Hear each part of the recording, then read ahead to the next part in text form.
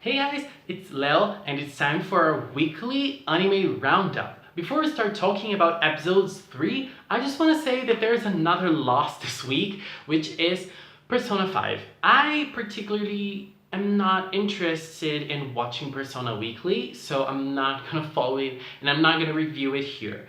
It's not that Persona is being bad or anything, it's just that I lost interest in watching it weekly, so I'm not gonna cover it, and I'm not gonna watch it just to cover it here. It wouldn't make sense to me, so now we have 3 shows, and I promise I won't drop any of those shows because they're very important to me, and I love them, so I'm not gonna drop them midway, but I still wanna watch Persona. I just wanna watch it when there are more episodes, not only an episode per week. Anyways, let's start with Tokyo Ghoul RE, episode 3. This episode was very nice, and we were finally introduced to the last member of the Quinxes. I don't remember the name of the group, but we were introduced in this episode. We were introduced to the girl, to the only woman in this group, and I thought that she was going to be smarter because she's a NEET, and I thought that she was a NEET because she liked those things more than anything else, and she didn't really care about anything else, but that doesn't really seem to be the case with her. It seems that she's uninterested because she can't really connect with anything, and I didn't really like how easy it was for them to convince her to join the missions of the group and to participate in their meetings. I think it was way too easy, but there was a meaning behind that. In this episode, we also got to like the preparation for an action, and I think that next episode, things are gonna blow out. I'm pretty sure things are gonna get crazy. And so they went on a quest to find the Nutcracker, and I must say, Nutcracker is amazing. I loved her with that mask in her mouth, and you know the way she dealt with information in that club full of women, and it's like they prey on like this group of female ghouls that prey on young men, and that was kind of interesting. I liked that a lot, and I'm really curious to see next episode because it seems as this episode was like a build-up to the next one. And I just want to say that there is a particular Quinx that I hate, which is that one that got an operation to become stronger. And, you know, I think that he's doing everything he can to make the group fail, just because he wants to be the leader. And I don't know, I don't like that, and I don't see that as a smart move at all. And it seems that the other ones, they connect nicely to each other. They kind of have like a family sense in this group, and this one is the only one that's not really connecting to anyone, and he's just thinking about himself and thinking about his revenge. It seems as his father was dead by a ghoul, and now he wants to get his revenge on killing maybe the biggest number of ghouls, or killing the ghoul that killed his father. I don't know. I just feel like this character is not interesting enough for me to, you know, to keep wanting to see more of him, to keep wanting to see how far he'll go. I think that he is probably going to be consumed by his own power, and maybe he might become a ghoul. I don't know. I think that for him, the hardest thing for him would be for him to turn into a ghoul. And I don't know, that might make the character interesting for me, but for now, I don't really see him as something that I say is interesting enough. I don't know. But anyway, I think that this episode was great, and next episode is going to be the bomb. I think it's tomorrow. I don't know. I think it's tomorrow. I think the next episode is going to be crazy. I am pretty sure of it. And also, Heisei is really winning my heart. And I am very curious, and I hope that the moment that he goes back to being Kaneki is not too soon, like the end of the season, because I'm really curious to see that. And I'm really curious to see like his dilemma, because he is really getting attached to the other people that are working with him now. And so, I don't know how things are going to turn out, and that makes me very excited. Now let's talk about Wixoss. Wixoss, Lostorage Conflated Wixoss episode 3 was out of this world. Now the action has actually started, the selector battles have started, and I have so many questions. First of all, Kioi is our main selector this time, but I think that we're gonna have a trio because I think we're gonna have Kioi, Suzuko, and Ruko as our main selectors. Even though I don't want to see Ruko as a selector because that probably means something bad is gonna happen to her and Tama.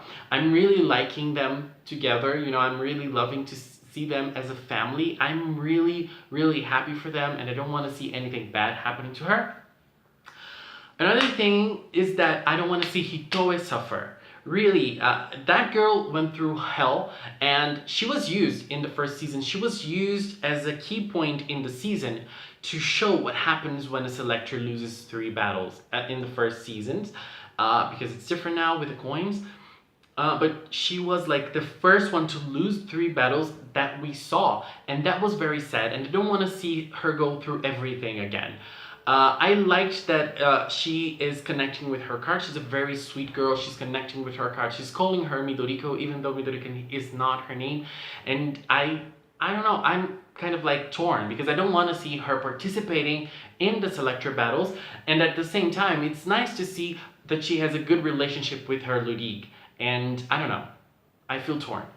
But the main thing about this for me was that we had a very intense battle with Kioi and that idol Akira. I don't remember if she's called Akira, but it's a name with 5 letters, I think. But you know, Akira, I'm gonna call her Akira. I'm sorry if I'm wrong. She's a very interesting character. I really liked her in the first season. I mean, she made me really annoyed, but that's what's interesting about her. And so in this, we can see that she is still dealing with her bad personality. She's still dealing with her bad manners. She's still dealing with the fact that she thinks that she's the center of the world, but at the same time it seems that she hates herself. And so it's a very conflicting life. It's a very conflicting soul that she has in her, and that must be really hard. But she was also chosen to be a selector, and she battled Kioi in this episode, and I have some things to say. First of all, it was interesting to see 2 girls with the same color battling. So both of them were blue, and when the pointer pointed to a blue color, I was like, which one is going to play first? But I was very surprised with Kioi as a selector now. Kioi is very experienced, being a Ludig before, and so she's experienced in selector battles. But at the same time, she was so bad. She was so bad in this battle. I was scared. I was like, girl, you're not playing right. And I don't know if it was just a plot device just for the surprise that at the end of the battle, but she was a flop. And I hated seeing her battle because it was a disaster. And I keep thinking to myself, she is the one that wants to go against Carnival, that wants to go against the selector battles. Girl, playing like that, you're not gonna go anywhere. She was just able to win against Akira because she used that key card, and that made her become a Ludig again, and then both of them attacked together. I mean, she was only able to win because she used that power. If there was no key card for her to play, she was going to be destroyed by Akira. Girl, this is your first battle, you should rule it. You're the main character. I have no idea why, but she sucks. And then, after the battle, lots of questions were raised. First of all, Akira, after the battle, she lost her Ludig, and her Ludig was transferred to Kioi's key card. And so, what happens to Akira as a selector? I mean, she had coins. So are her coins lost and the memories get back to her, or does she lose those memories forever? And now she doesn't have a Ludig anymore, she's not a selector anymore, or she's going to receive another Ludig so that she can keep battling. And so if you lose a battle, you stop being a Ludig, and then you stop being a selector, you lose your Ludig, you stop being a selector, and you can't compete in the selector battles anymore. I mean, this is a little confusing, because the fact that if you lose the battle once and you lose your Ludig, you lose your ability to battle, and then you are going to not be able to participate anymore. And if the memories return to you, then that's fine. There's no real struggle in being a selector. But if the memories are lost forever, you can't fight. You can't really participate without the stakes being way too high. I'm very confused. And I think that in next episode we're gonna see not Suzu, what's the name? Riru. Riru is Suzuko's Lurig, and I'm very curious to see her. She's gonna come back, and now I think that Suzuko is gonna be a selector again. Oh my god. And I also loved seeing Ryuko, Hitoe, and Yuzuru, I don't remember. You guys know who I'm talking about, right? The girl that loved her brother. That plot was bizarre. But I liked seeing her a lot in this episode, and I liked that Hana was after her and she discovered some new stuff, and she could notice that the girl participated in a selector battle before with different rules. Hana is so smart. She is my favorite character, together with Hitoe, but Hana is like, I think Hana is a little bit higher for me. I love Hana. And now let's talk about Boueibu Happy Kiss, episode 3. This episode started with one of the best scenes from this season of Boueibu for me, which was a simple talk. And I don't know, but I think that the people that write Boueibu, they must be so high when they write the dialogues, because, I mean, the first dialogue, it was so... I don't even know a word to describe that dialogue, and that's what I love about Boueibu the most. The dialogues are very smart, the play with the words are very smart, and I don't know, sometimes I don't understand them. I think that it gets lost in translation, but when the translation gets it right, you can understand that it's a genius writing sometimes. And in this episode, I think it was like this. Apart from the first scene, I don't really think that this episode had many memorable moments. Apart from Nanao Senpai. Nanao Senpai is the blonde one, the green one.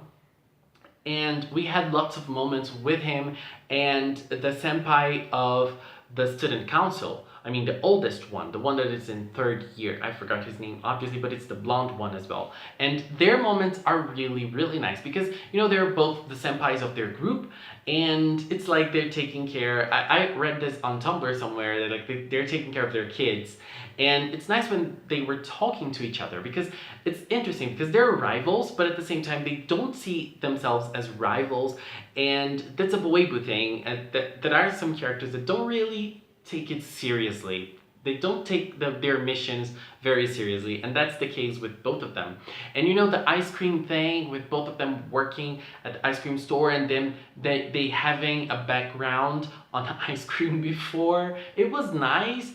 And also the last scene with both of them being able to have their moments with their ice cream, and they're talking to each other, I really liked that. And I don't know, I feel like I can really connect with those characters even though their dialogues are not big enough, and I would like to see them talking even more, but I like them. I really do enjoy them.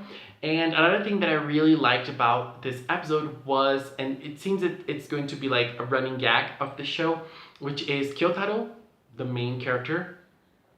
When they transform, they're always in position, and Kyotaro always leaves the position so that he can lay down, so that he can, you know, do his own thing. And I think that this is a very interesting gag, because you're looking at the 5 of them, and then the scene changes, and then when it goes back, there are 4. And you're like, where is Kyotaro this time? And I think that things are gonna get more and more absurd as the episodes go on, and we're gonna see him doing way more bizarre things, or him sleeping in very strange places.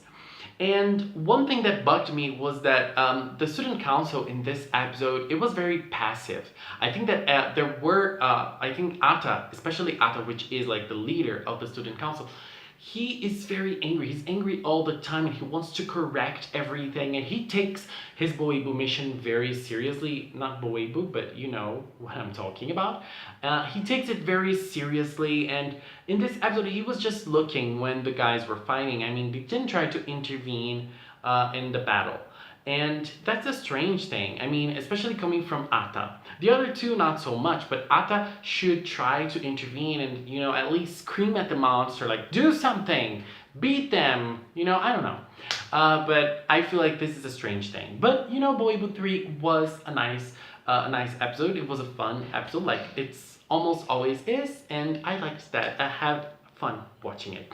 Anyways, guys, I want to see your opinions on Tokyo Ghoul, Wixoss, and Boueibu. Please leave a comment and let's keep our talk in the comment box below. Thank you so much for watching, and until next time, bye bye!